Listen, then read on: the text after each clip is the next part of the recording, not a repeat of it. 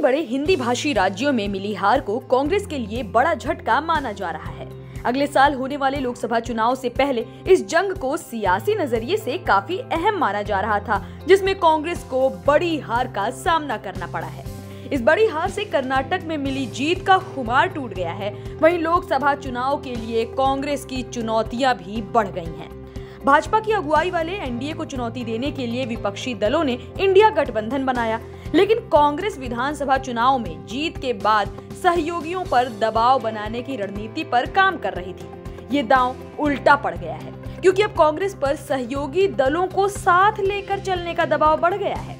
Samajwadi party और JDU जैसे सहयोगी दलों ने आंखें तरेड़नी भी शुरू कर दी हैं। ओबीसी मतदाताओं का भरोसा जीतना और कार्यकर्ताओं का हौसला बनाए रखना भी पार्टी के लिए बड़ी चुनौती के रूप में सामने आया है। रविवार को आए चुनावी नतीजों के मुताबिक भाजपा ने मध्य प्रदेश, राजस्थान और छत्तीसगढ़ जैसे 3 बड़े राज्यों में बड़ी जीत हासिल करते हुए सत्ता का सेमीफाइनल मुकाबला जीत लिया है। कांग्रेस की चुनावी हार ने पार्टी नेतृत्व की चिंता इसलिए भी बढ़ा दी है कि अब हिंदी भाषा राज्यों में हिमाचल प्रदेश को छोड़कर कोई भी राज्य कांग्रेस के हाथ में नहीं रह गया है। कांग्रेस के लिए सुकून की बात सिर्फ इतनी है कि कर्नाटक के बाद एक और दक्षिण भारतीय राज्य तेलंगाना पर उनका कब्जा हो गया है। हालांकि तेलंगाना की जीत का हिंदी बेल्ट के राज्यों पर कोई असर नहीं पड़ने वाला है।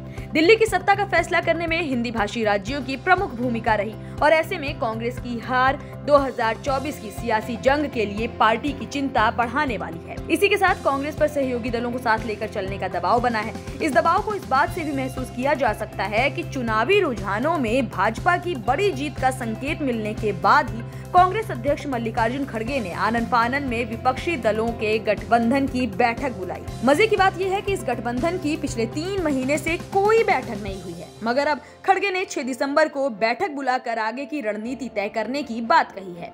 3 राज्यों की चुनावी हार ने कांग्रेस को अपनी रणनीति नए सिरे से बनाने के लिए मजबूर कर दिया है। कांग्रेस नेता राहुल गांधी ने जिन इलाकों में भारत जोड़ो यात्रा निकाली, उन इलाकों में भी कांग्रेस को हार का सामना करना पड़ा है। लिहाजा अब कांग्रेस की राह बिल्कुल भी आसान नहीं रह गई है।